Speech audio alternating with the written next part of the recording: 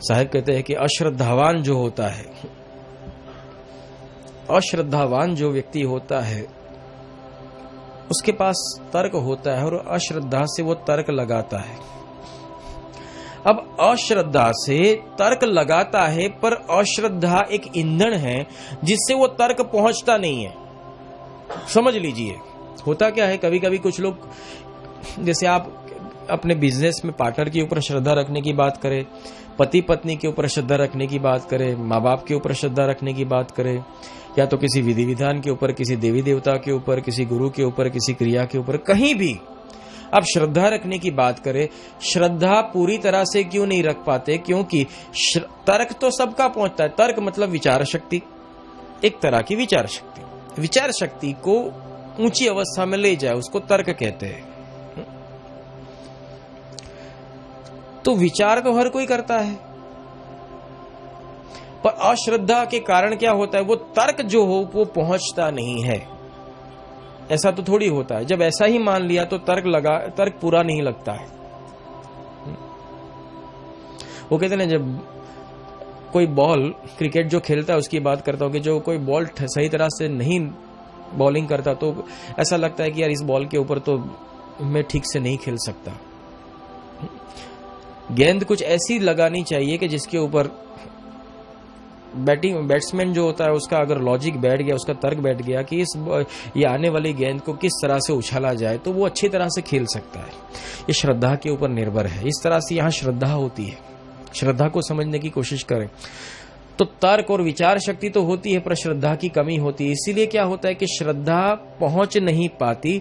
इसीलिए होता क्या है, श्रद्धा के अभाव के कारण अनुभूति पूरी नहीं होती, आधी अधूरी अनुभूति होती है। इसीलिए अनुभूति नेगेटिव होती है, पूरी नहीं होती। इसीलिए क्या होता है, हो सकता है संभवित परिणाम आते हैं, संभवित और असंभवित के बीच में वो रह जाता है।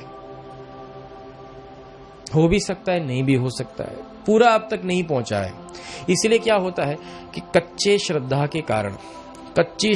के कारण वो व्यक्ति सत्य वचन नहीं बोल सकता। और कभी कभी ऐसा होता है, अंगूर जब मिलते नहीं तो खट्टे लगते हैं। कुछ चीज आपको समझ में नहीं आती। एक बात बताता हूं, मन की परिभाषा बताऊं। अगर आप कोई चीज सीखने जाते हो, अगर आपको वो सीखने में समझ में नहीं आता तो मन को जो चीज समझ में नहीं आती, इसीलिए मन आग बबूला होता है। क्यों आग बबूला होता है जानते हो? क्योंकि उस विज्ञान को या तो उस व्यक्ति को मैं क्यों नहीं समझ सका। ऐसी क्या पजल है जिस पजल को मैं नहीं सॉल्व कर सका। तो जब वो मन सॉल्व नहीं कर सकता है तो उसके सामने जंग छेड़ देता है या तो उसका विरोध में चल जाता है, क्योंकि मन को किसी न किसी तरह से अपनी बहुमति साबित करनी होती है। तो मन अपनी बहुमति साबित नहीं कर पाता है, तो मन अपनी विजय साबित नहीं कर पाता है, तो मन अपना संशोधन साबित नहीं कर पाता, तो फिर मन क्या करता है, विरोध करता है। जैसे कि बताऊं, आप 3-4 दोस्त बैठे हो, कोई 2 दोस्त बहुत गहरी दोस्ती में है, आपको लगता है ये 2 दोस्त कितनी अच्छी दोस्ती निभाते, चलो मैं भी इनका दोस्त बन जाऊं तो ये जो आनंद उठाते हैं इस आनंद का लुत्फ मैं भी उठाऊं। जब आप उस दोनों मित्र के बीच में प्रवेश कर जाते हो, पर उन दोनों की ऐसी ट्यूनिंग होती है कि आप उसके बीच में जाते हो तो कबाब की हड्डी की तरह बीच में लटक जाते हो, आप वहां सेट नहीं हो पाते। जब आप वहां सेट नहीं हो पाते, इसलिए आप वहां से जो आपको सफलता नहीं मिली उसके कारण आप नेगेटिव प्रतिक्रिया बताओगे। ये दोनों अपने में ही है, ये दोनों दोस्त है वो तो ईगो वाले हैं।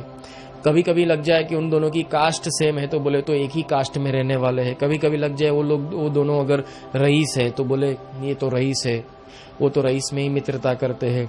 मतलब सोचो कि वो तर्क वो लगाता है जो सत्य नहीं है। अगर वो दोनों कहा जाता है कि इतने अमीर नहीं हो तो बोले छोटे लोगों के साथ क्या मैं दोस्ती करूं। मन है कुछ भी इल्जाम लगा देगा। वो दोनों है, उनको फिर बाद में कुछ बोलेगा, इनको तो व्यसन अच्छे लगते हैं, ये तो गलत बातें करते हैं, मैं इनके साथ नहीं बैठ सकता। कहने की परिभाषा क्या होती, वो सिर्फ नेगेटिव बातें इसलिए करता है क्योंकि उसका प्रयास असफल रहा।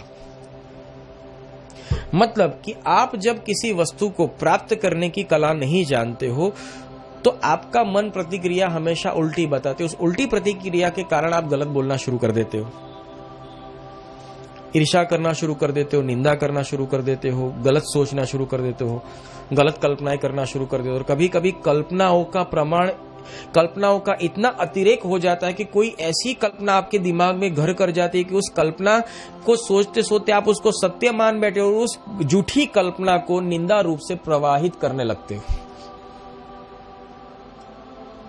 और उस प्रवाहित करने में आप बहुत बड़ी गलती कर जाते हो। ये अवस्था मन की है, इसको कहा जाता है कड़वा बोलना।